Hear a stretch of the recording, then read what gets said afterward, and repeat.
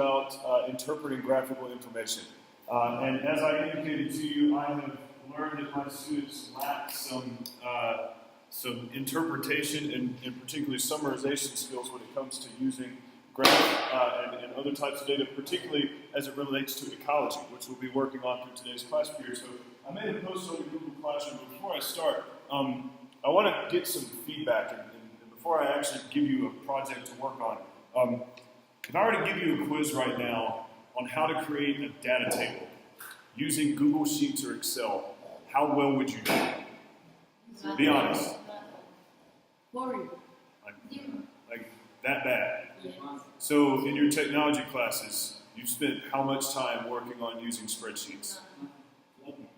No, but they didn't tell us that. I'm not mad at you. No, they just do like I assumed videos. that you did something about using the Google Suite, so no. Oh, well, hello, ladies. Thanks for joining us. Well, okay. Well, that kind of changes things a little bit, but okay. So if I were to ask you, and I'm sorry to drag my feet here, but I want to make sure that you guys are actually benefit from today's class. Can you put data into an Excel spreadsheet? Do you feel comfortable entering data on like Google Sheets? You can do that. Do you guys know anything about using spreadsheets for mathematical formulas? What? Using spreadsheets like Excel or Google Sheets to do math. Never had to do that. Well, it's a good thing we're going to do this lesson then. It's promote the passing on of competitive genes, right? Improve the overall health of a population. So in 1971, about a year after this problem was identified, 10 wolves were flown to the island and just dropped off. Okay, now, the results from this particular program are shown in the table that I've created for you. The population change is the number of deer born minus the number of deer that died earlier that year. So what I'd like for my students to do now is that since you identified to me you have some limited exposure to creation of data tables, I want you to create your own version of this data table and just forget about this calculation function. Don't even worry about this. We'll get to that eventually. What I want each of you to work on individually, and again, if you're sharing a device, you can kind of alternate, right? But I'm well aware you could copy, paste, and do that with each other's work. But I want to remind you, the reason I'm doing this for you is partly because the IB tells us that we need to be able to create and interpret graphical data. When you take your IB exams, they give you graphs, they give you charts, and they might give you like some pictures, maybe. But your ability to interpret diagrams is really, really important. But more important, I think, outside of this class, is your ability to categorize the data effectively, organize and display it. So instead of me focusing more about the effects on an organism's niche, now that I know what you're doing, let's focus on learning how to make data tables. So go to your Google Drive, open up Google Sheets, change the title to Joaquin's deer population graphing activity chart, or whatever. And what I want you to do is to create your own version of this. Experiment with it for a few minutes. I'll come around and make sure everyone's on the same page, and then we'll move forward, okay? Take about 6 or 8 minutes. No, use that data. That data is completely available for you. I want you to create your own version of that chart. Make your own version of that chart. Become more familiar with the tools available to you.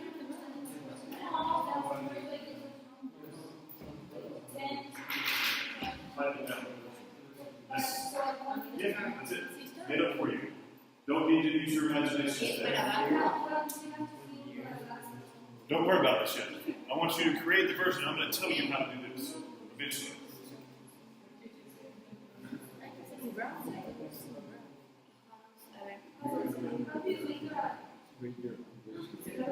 So we're starting with this here. This whole thing is a data table. You make it look like you want to. So you don't need to create a table like you want on Google document. It is a table. All you have to do is fill the blanks in.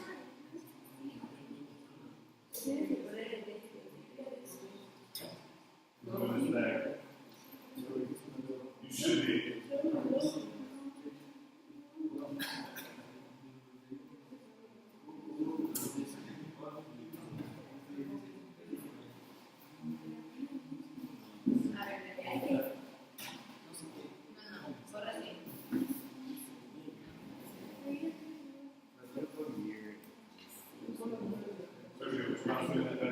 Appreciate you.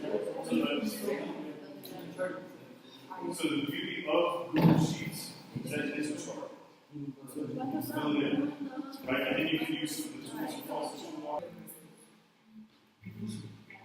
So ladies and gentlemen, after you played around with this for about 5 or 6 minutes, I was interested to see if any of my students would come up with some of the tools that are available to you. But as you go through and enter data and things like that, what I like to point out to my students is, programs like this are math functions. They're meant to help you categorize and organize data. And so there's some tricks that, again, if you watch that introductory video that I thought you guys would know about, you can take a pattern and copy it. So for example, instead of you going through and writing the years 1970, enter 1971, enter 1972, once you identify a pattern, all you need to do is highlight these two cells, in this case A3 and A4, and this little box that's down at the bottom allows you to tell this program to copy a function so that it's automatically done for you. Now, this isn't something that I would expect you to be that concerned about when there's only 10 or 15 years worth of data. So this is how I do your grades. When I have 90 of you to deal with, this comes in a lot of handy, right? Anytime you come up with something you want to be copied, instead of Control-C, Control-V, spreadsheets like Google Sheets or Excel will allow you to take that function and paste it wherever you want to. You just have to figure out how to set things up appropriately. So, as you continue to go through and enter that data, if, for example, you found a pattern of this data that you wanted to have repeated, you can use that. Unfortunately, for this particular example, there's no real pattern to those numbers. Right? In addition to this, if you like to have things of different colors, or you like to have labels that help you remember what you're looking at, or you like to have information about before and after a study, there are ways not only that you can insert things above or below, you can also merge them together to make them look better. Again, tools that I, hope that you would have been more familiar with, but this is something that over time, I'm going to spreadsheet you guys to death. I'm going to tell you in advance. By the time you leave this class, if you didn't learn any technology, I will make sure that you are adept at using this powerful tool that you have access to for free. Okay? Now, the next part of this asks us to use a series of functions that are contained within the Excel or, in this case, Google Sheets platform to calculate the change in deer population. But since my students are generally unfamiliar with this, this is something that I'll walk you through. So what I'm going to do now is play some YouTube videos across the screen for you. And what I'd like for you to do is follow through this. And if you see something that helps you better understand what you're supposed to be doing with this spreadsheet, feel free to work on it. Otherwise, I'll guide you through it once this short video is finished.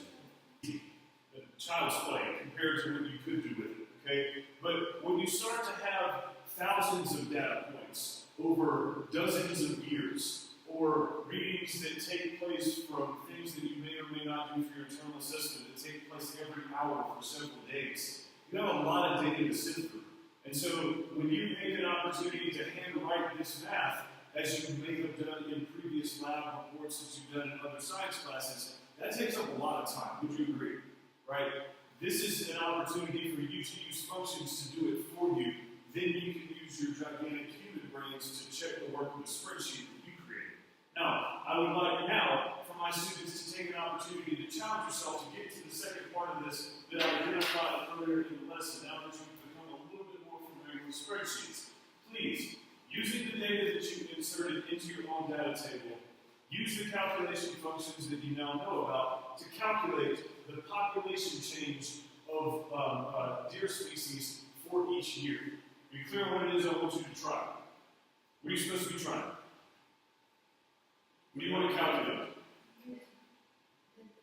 The total number or the number of change? Number of change. Great. So in your spreadsheets, take a chance to roll through and do this. I'll come around and see if you guys are doing okay with it, and I'll give you some helpful hints later on. I want you to challenge yourself right now. Go. Yes, ma'am. Okay, ladies and gentlemen.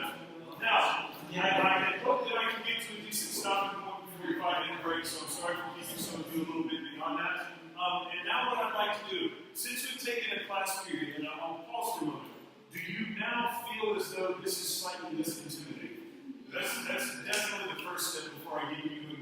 interpretation. You need to know what you're looking at. Okay? Now, again, I can't ask you all the questions that I would have wanted to ask you today, but by looking at the power of this, we have the ability to copy patterns so that we can save ourselves time.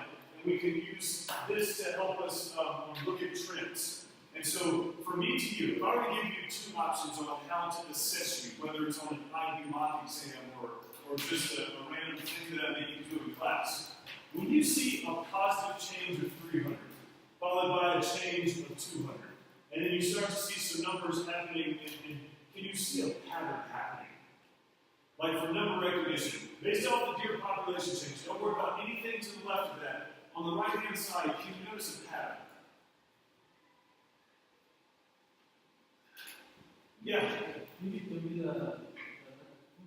Okay, is that a possible reason? Perhaps a lack of food could contribute to this. Just one thing. So it's that when the growth population is higher, the Okay. population is less like. Okay, so are you correlating the relationship between deer population change and population of wolves? Because if you remember again from one of our previous class periods, just because there's more wolves doesn't mean that they are causing this type of change, but is it a possibility? So by identifying some patterns or a trend or some type of thing that you see in a numerical chart, you can start to think maybe I should investigate more about the predation rates of a wolf. Or as Kike was pointing out, perhaps it has to do with available resources. You might be right, but the only challenge is I don't really have any information on resources. The only thing I have resources on is starvation. But does that help me answer a question? Yeah, and my point in saying this before we move on, data tables are really powerful, but they're not the only thing. They're a tool. And currently, this is an incomplete tool because many of my students can look at this because I'm guiding you through a conversation and say, you know what, that kind of makes some sense. But oftentimes the data is way more complex than this, and most people like to look at graphs instead of data tables. If you're a data table person instead of a graph person, raise your hand. Like it, sort of, yeah.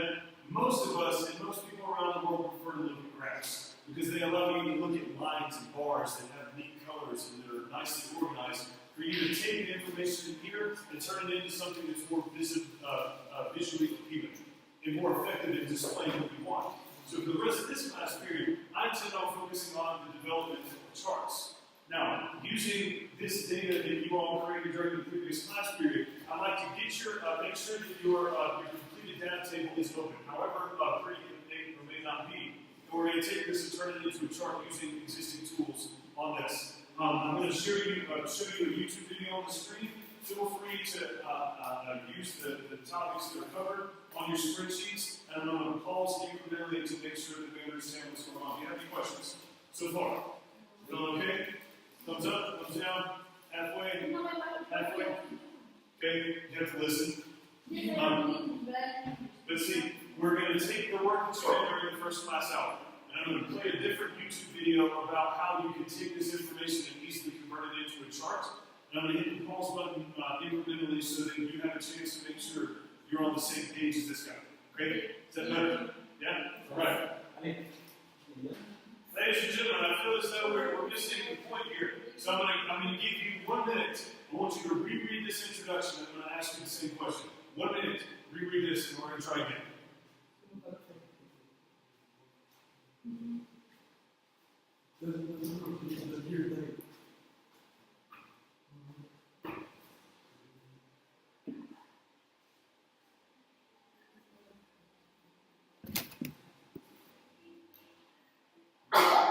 Salud.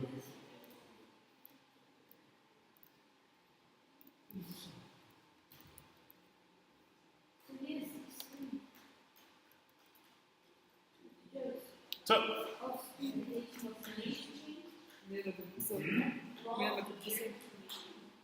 if you had to give me a one-sentence summary of what is happening in this paragraph while we're talking about managing, ladies and gentlemen, would you say that you are concerned about birth to death ratio? Or are you concerned about the relationship between an introduced predator and the species that you're trying to manage. What are you actually trying to do with this? From a summarization standpoint, I am concerned between the year that this starts, and whenever the data ends, how does this management practice about the use of wolves to manage population of deer work? Does that make some sense? Feel better about that. Now, if I were to ask you then to go through and evaluate what information is available to you, oops. Here. Sorry. What three columns of information am I actually interested in? Ayana, which one am I interested in?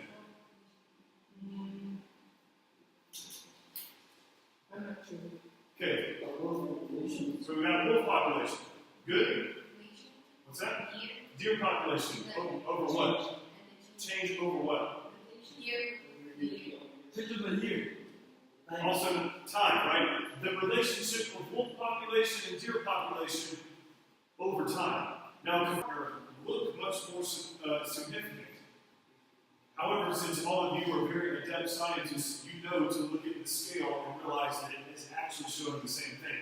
But the reason I put this out to you now, as we move through this course, I'm going to not only ask you to create charts that look a lot like this, I'm going to ask you to interpret them often.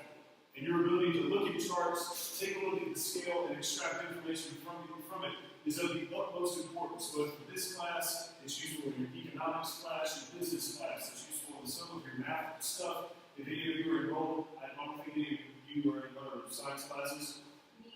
Two of you, okay, I didn't realize that two of you were, okay. Two of you might find this useful in your other science classes as well.